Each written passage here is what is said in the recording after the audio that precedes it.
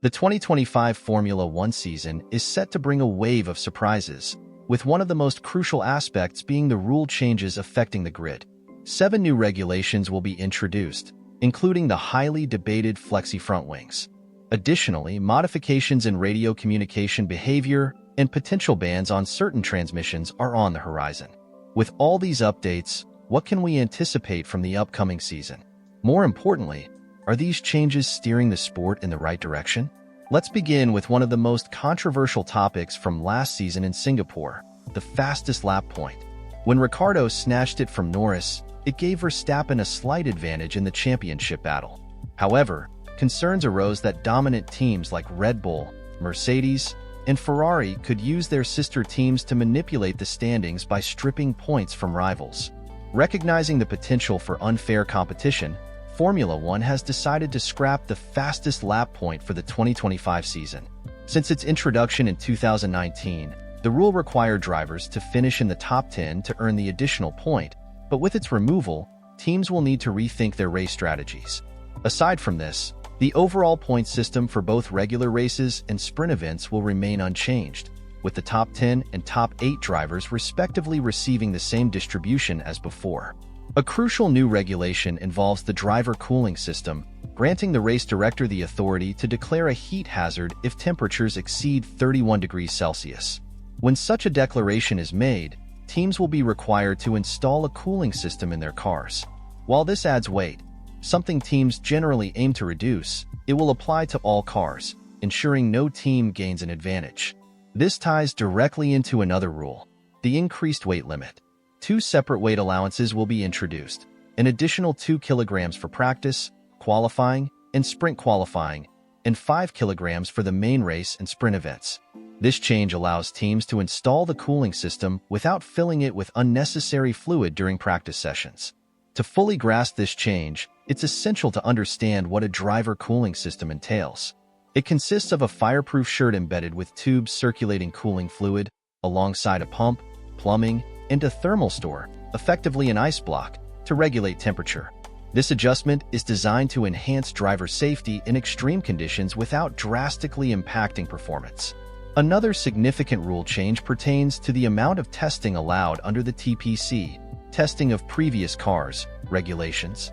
Ferrari has notably maximized its testing time with the SF23 and SF24, including private sessions featuring Lewis Hamilton. However, Formula One is now imposing stricter limitations. Previously, teams could use components that had already been deployed during a race weekend. Now, a further restriction applies to the drivers themselves. Teams will still be permitted a maximum of 20 TPC days annually, but each race driver will be capped at 4 testing days, with a total distance limit of 1,000 kilometers. This directly affects Hamilton's transition to Ferrari, as he had planned to complete most of his allocated days in a private 3-day test in Barcelona, where he unfortunately crashed on the second day. Speaking of track time, Formula One has also introduced changes aimed at giving rookie drivers more opportunities. From 2025 onward, the mandatory FP1 running time for rookies will double, allowing them significantly more track exposure. This rule applies to drivers who have participated in no more than 2 F1 races. Since 2022, teams have been required to run a rookie at least once in each of their cars during FP1 sessions, but now they must do so at least twice per season. With 6 new rookies entering Formula One in 2025, the sport hopes to provide young talent with better chances to prove themselves. Whether this rule will help uncover the next big F1 star remains to be seen, but it's a step in the right direction for fostering new talent. Of course, no discussion about F1 rule changes would be complete without addressing the ongoing controversy surrounding wing deflections. The FIA has tightened restrictions on DRS design and flexi front wings, which isn't what teams like Ferrari and Red Bull had hoped for. The primary change to DRS regulations limits activation to only 2 states, open and closed, eliminating loopholes like the mini DRS trick McLaren exploited in Baku. However, the biggest controversy centers on the flexi front wings.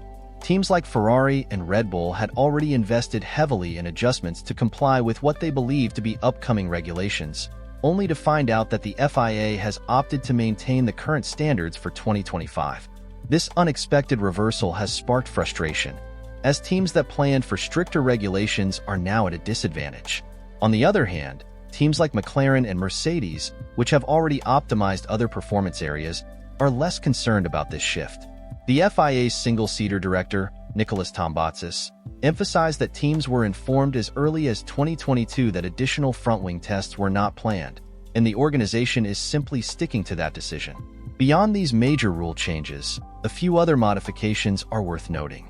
One concerns the classification of qualifying sessions. This adjustment stems from the 2024 Interlagos Grand Prix, where extreme weather prevented qualifying from proceeding. Under the new rule, if a qualifying session is cancelled, the race grid will be set based on the driver's championship standings. This applies to sprint qualifying as well. Furthermore, if multiple drivers fail to set a time in Q2 or Q3, or in sprint qualifying segments SQ2 and SQ3, they will now be ranked based on their times from the previous session.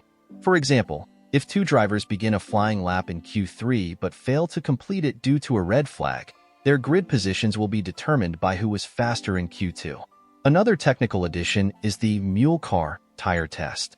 At the end of the 2025 season, alongside the usual young driver test, a second car will be required for testing 2020 SIXS new tire compounds. These tires will differ significantly from the 2025 Pirelli models, aligning with anticipated performance changes in the upcoming regulations. Teams may use their current season car or another compliant vehicle under TPC rules for this test, helping them gather valuable data ahead of the 2026 season. With all these changes in mind, what are your thoughts on the 2025 season's new regulations? Do you think these updates will enhance competition, or are they taking the sport in the wrong direction? Let us know your opinions in the comments below.